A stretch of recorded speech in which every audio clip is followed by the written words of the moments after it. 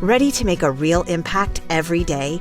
Join the Active Day Home Care team and help clients maintain their independence in the comfort of their own homes. Make a difference in someone's life as you provide essential daily assistance and protect their health and happiness. Earn up to $20 an hour and enjoy additional perks like optional daily pay, 401k, paid time off, ongoing educational training, and more. Join a team that values care, compassion, and your professional growth. Visit activeday.com to apply.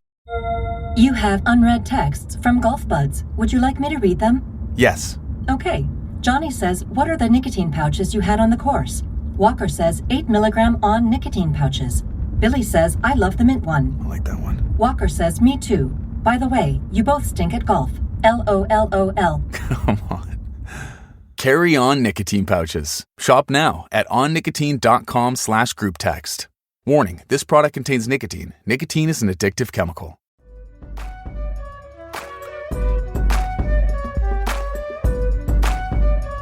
Wednesday, June 18th, 2025. You are listening to the Daly Dose Sports Podcast, and I am your host, Clint Daly, coming to you from the Mile High City here in Denver, Colorado, and we are back for another week of talking sports with a dose of common sense. Hey, happy Wednesday to you.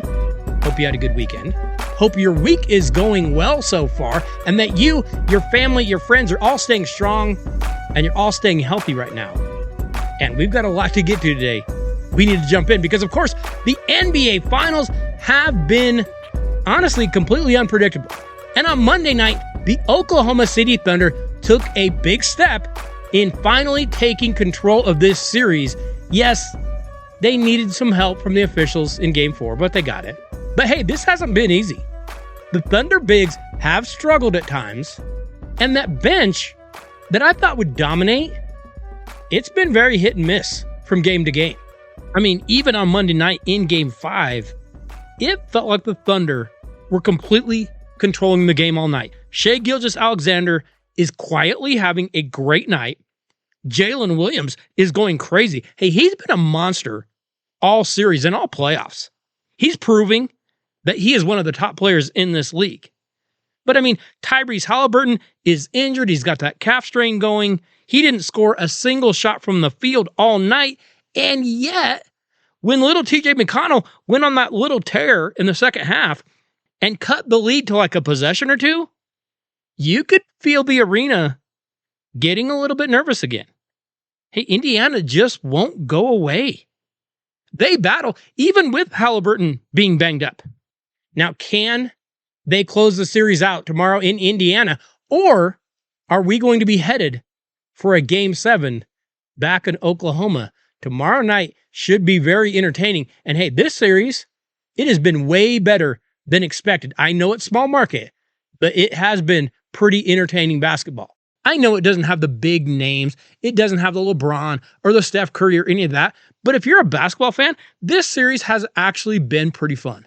Speaking of better than expected, the Stanley Cup final between the Florida Panthers and Edmonton Oilers has just been absolutely insane as well. Nearly every game has been completely unpredictable. I'm not saying they've all been good, but they have all been unpredictable. Congratulations to the Florida Panthers, who now have won back-to-back Stanley Cups. And while there were moments that looked like Edmonton might take control of this series, because they're just so talented, the Panthers just find ways to shut down your offense. They manufacture scoring opportunities. Hey, that's a pretty good team they beat. This is a well-deserved title by the Florida Panthers. Hey, remember, you should be stopping by DailyDoseSports.com every single week to check out the new things we have going on over there. We have links to podcast, we have links to new articles every week, and we have links to Daily Dose gear. If you need a new t-shirt, a hoodie, a sweatshirt, a baseball cap, got a number of items over there for you to check out, and you can pick the color that you want. Also, don't forget, you can email the podcast anytime you want. We do get emails now and then. Just email dailydosesports@gmail.com. We would love to hear from you. A lot of times we'll get a question. Sometimes we will use those emails on the show itself. If you've got something really good to say, make sure you drop us a line. Hey, today on the Daily Dose, the NFL season is coming. I know it seems like a long way off, but it is coming. And you know, most of the biggest offseason moves, they've already taken place.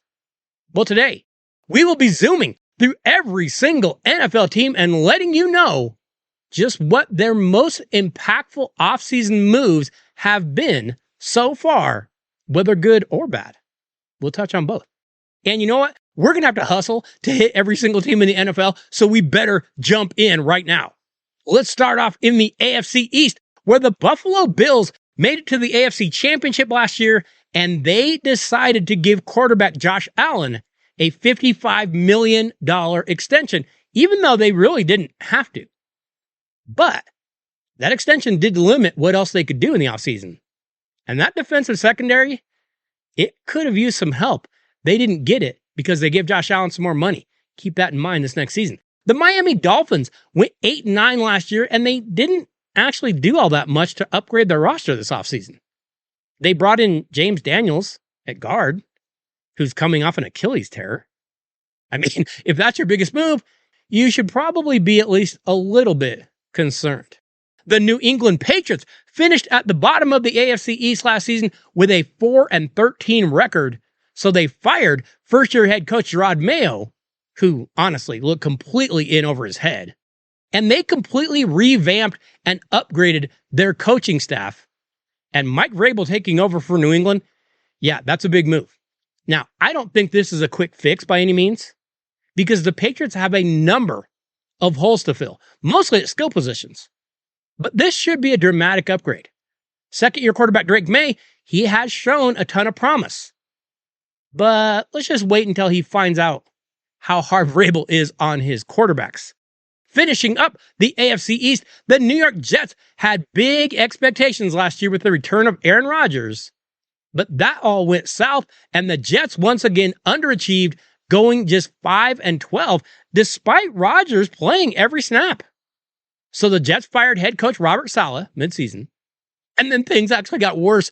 This team needed a major overhaul, and the Jets' biggest offseason move was the hiring of new head coach Aaron Glenn. Hey, Glenn has a history with the Jets, and he did very good work with the Detroit Lions. This, however, will be his biggest test, and it will be his biggest test by far, because the Jets just can't have nice things. You'll get nothing like it. Let's move over to the NFC East, where once again, the expectations also bit the Dallas Cowboys last year. Of course, Cowboys fans just expect a Super Bowl every year. We have no idea why. The rest of us expected maybe last year they could possibly contend for a playoff spot. Yeah, instead, the Cowboys bottomed out with a 7-10 record and fired head coach Mike McCarthy. So who did they hire this offseason? Nick Saban? Bill Belichick?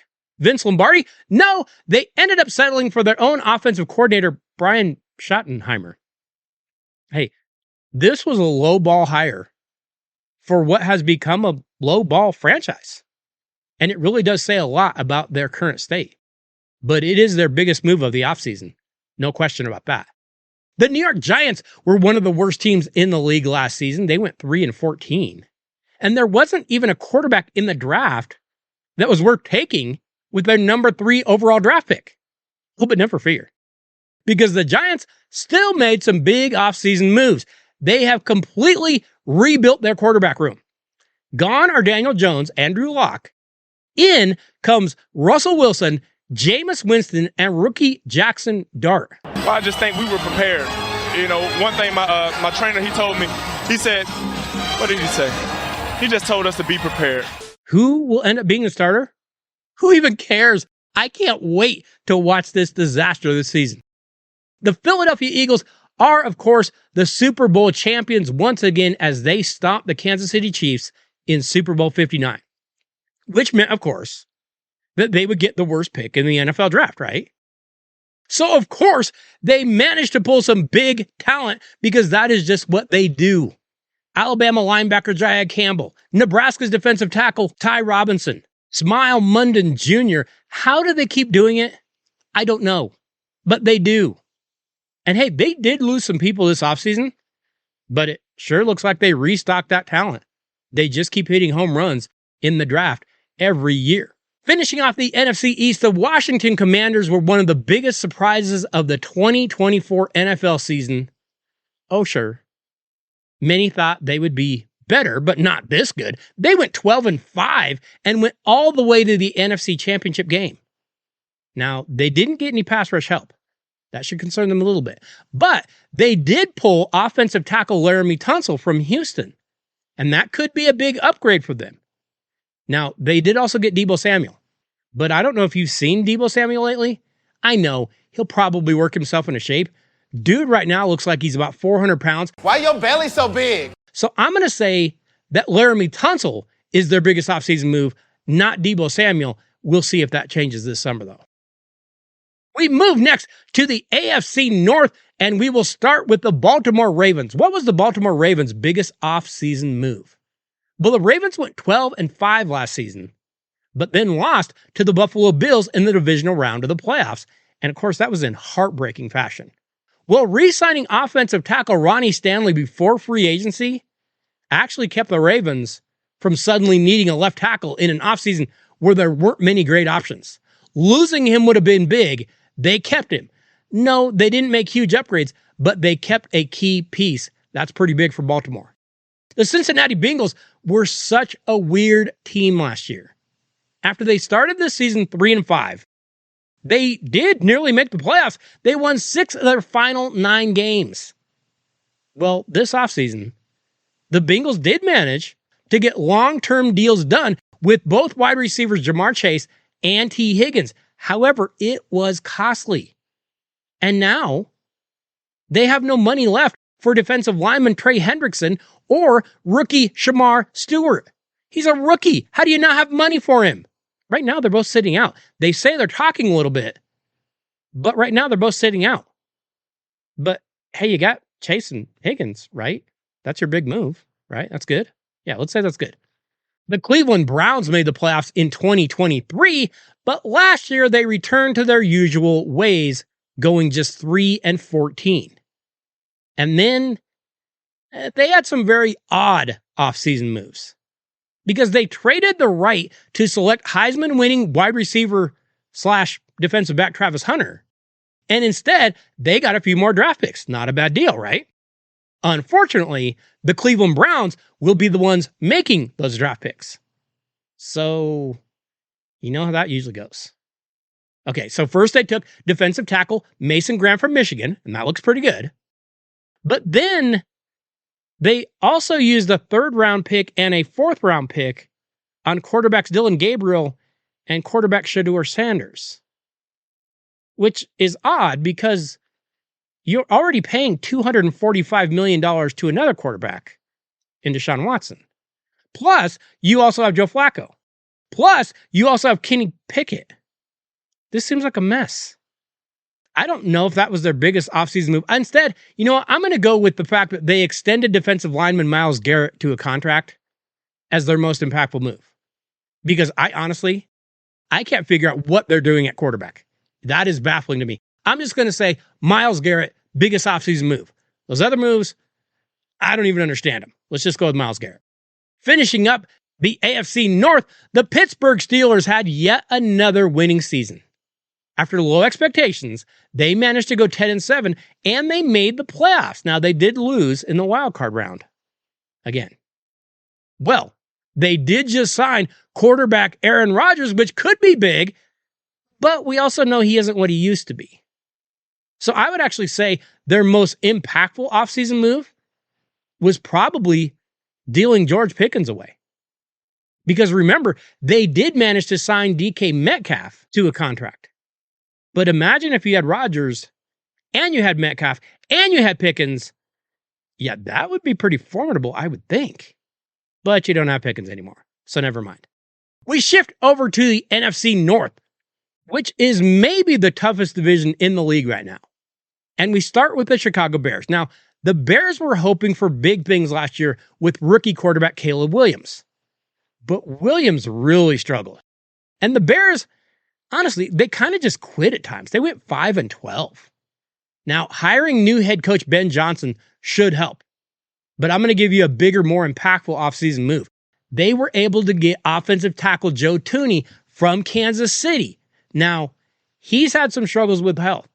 But if he's healthy, he will give Caleb Williams way better pass protection.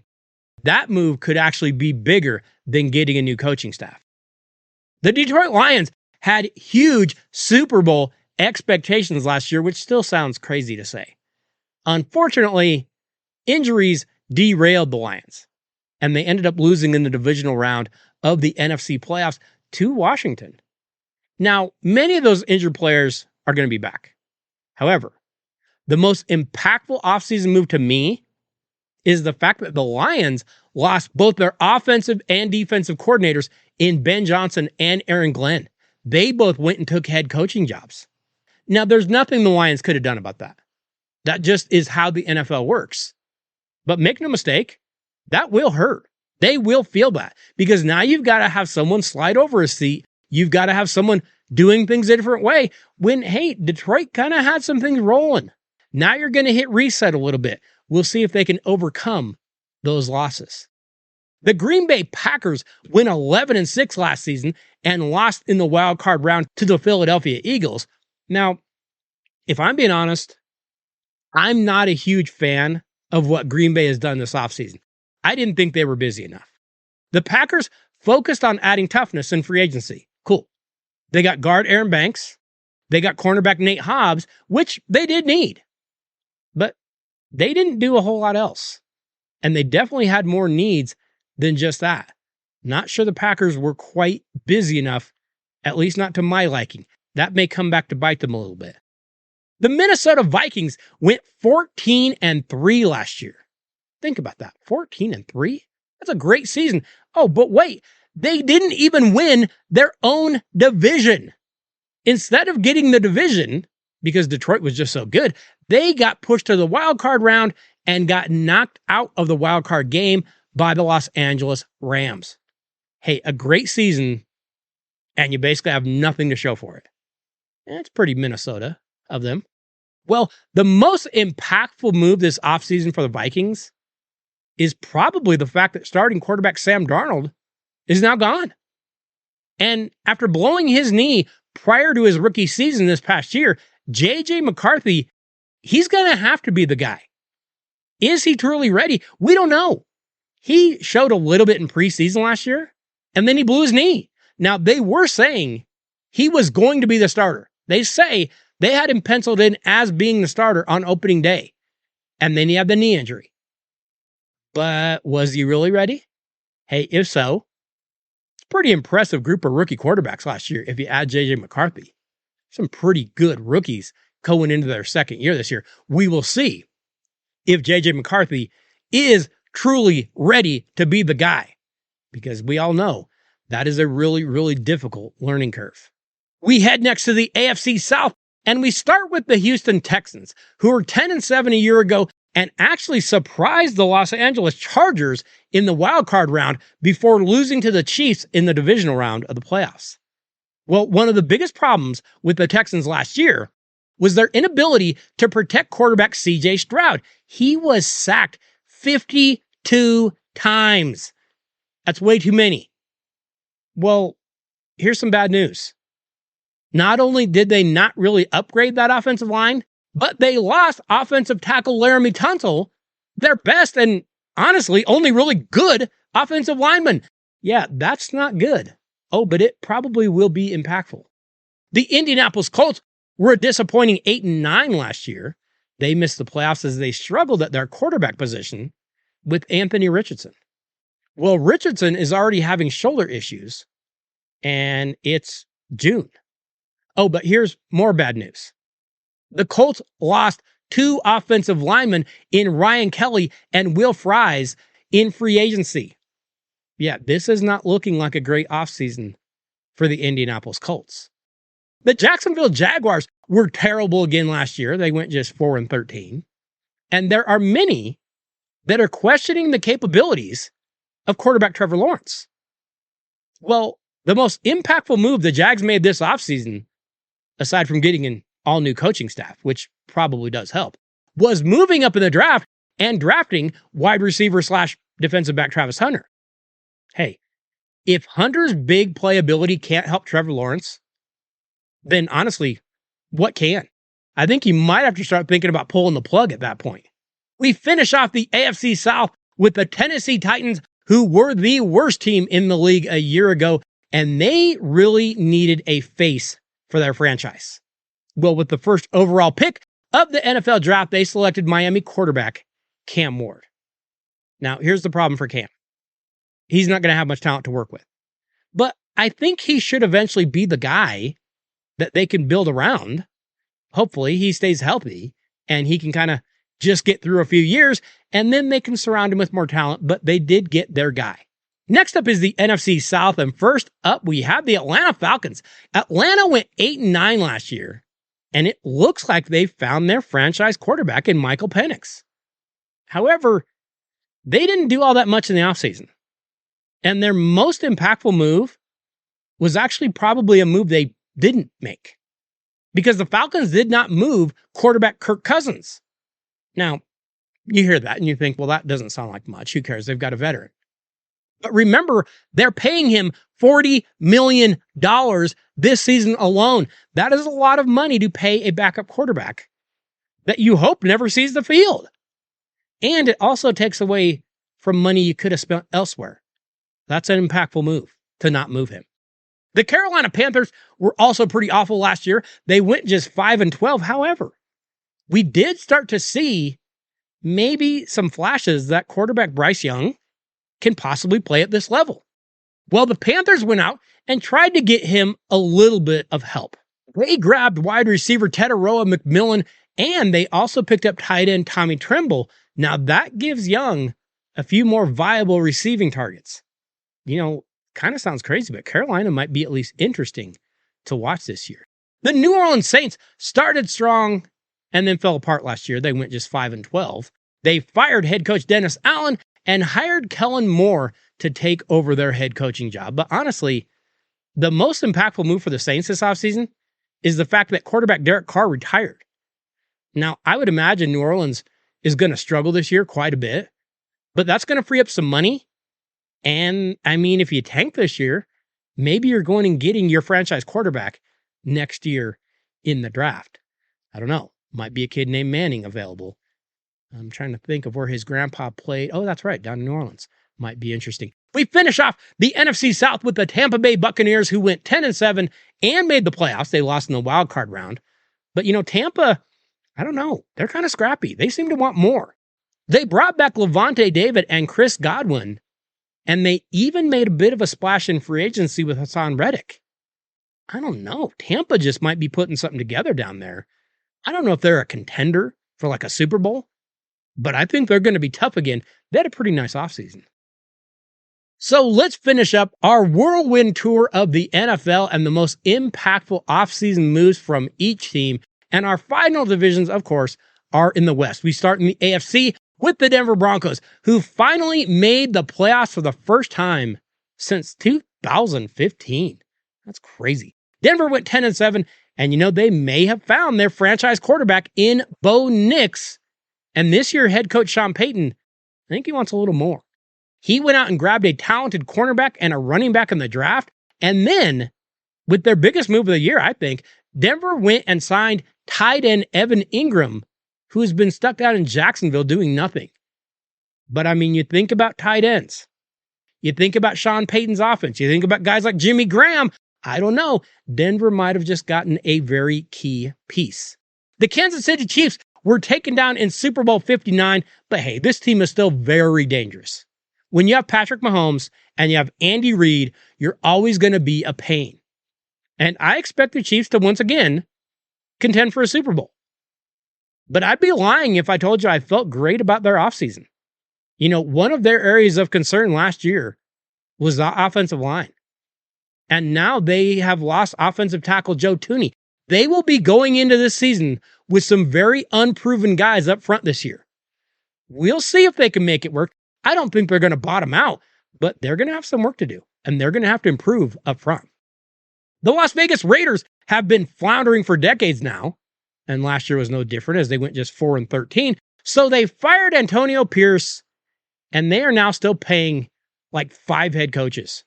Pierce, Josh McDaniels, John Gruden, I don't know, probably John Madden, probably a few other guys we forgot about. I don't know. But they did go hire Pete Carroll.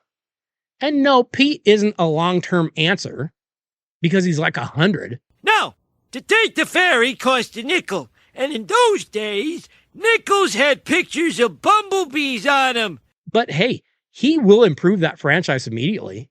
Might not be for long, but he will improve them. He's a pretty good coach. The Los Angeles Chargers went 11-6 and made the postseason in Jim Harbaugh's first year on the job. And I actually thought they might have a big offseason because the Chargers had some money, but they didn't do much. They lost defensive tackle Poona Ford, which isn't good because remember, he was probably their best defensive lineman. And also remember, they lost Khalil Mack last year. I thought the Chargers might take a step up. I kind of feel like they took a step back. We'll see if Jim Harbaugh can keep the Chargers rolling. Let's finish up with the NFC West, where the Arizona Cardinals went just 8-9 last year. But, I really like what they did this offseason. They took some draft picks that can help them long term. And don't forget, they grabbed pass rusher Josh Sweat in free agency. Hey, that defense should be improved. And if Kyler Murray can get that offense on track, the Cardinals might not be a Super Bowl contender, but they just might make some noise. We're not really used to saying that, but you might want to keep an eye on those Arizona Cardinals this year. The Los Angeles Rams were actually a big surprise last season. They went 10-7, and they gave the eventual Super Bowl champion Eagles all they wanted in that divisional round. Well, the Rams did add a few pieces this season, but the most impactful move that the Rams made was they kept quarterback Matt Stafford. Hey, I realize the Rams and Stafford and the fans and Stafford, they've had some spats, whatever. I'm telling you right now, you won't be the same without him. They kept him. They didn't move him. They didn't try to trade him. That was huge. You would not be anything that you are if you didn't have Matt Stafford. He is a big, big part of that Los Angeles Rams team. The San Francisco 49ers, well, they actually crashed pretty hard last year. They went just 6-11, and they sustained a number of injuries. And then in the offseason, they lost a number of players, including do everything wide receiver Deebo Samuel. Also, they did not upgrade the offensive line.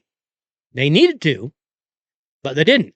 But the most impactful move they did do was give quarterback Brock Purdy a 5-year, $265 million contract extension. Yeah, I'm sure that won't come back to bite him. It's a big, big contract for a guy who we're still not fully sold on. We finish off our brief look at the most impactful offseason moves for every team in the NFL with the Seattle Seahawks, where gone are quarterback Geno Smith and wide receiver DK Metcalf, and in replacement, we get Sam Darnold at quarterback. Now, Geno Smith was not always great, but he was pretty good. And Sam Darnold, when he's had expectations, he has not been very good. I don't know if this is going to bode well for the Seahawks in the long term, but I guess we're going to find out. Hey, the NFL season, it is going to be here before we know it. I know it's only June, but think about this. Training camps will be opening in just over a month. And I'm telling you, it cannot come soon enough. I'm already wishing for the NFL to come back. Hey, next week on The Dose, we are going to have something extra special for you, and it is going to be NBA flavored. So be sure you check out The Dose, and be sure you let a friend know to do the same. Hey, I want to say thank you to each and every one of you for listening to the Daly Dose every week. Thank you for the emails. Thank you for the texts. Thank you for the tweets. But more than anything, thank you for sharing the show, for sharing the videos, for sharing the articles with someone that you know. We absolutely love it when you do that. I have to say thank you to JSP. Could not do any of this without you. I will see you all next Wednesday. Have a great week, everybody.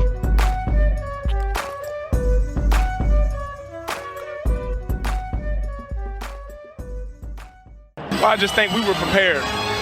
One thing my trainer, he told me, he said, what did he say? He just told us to be prepared.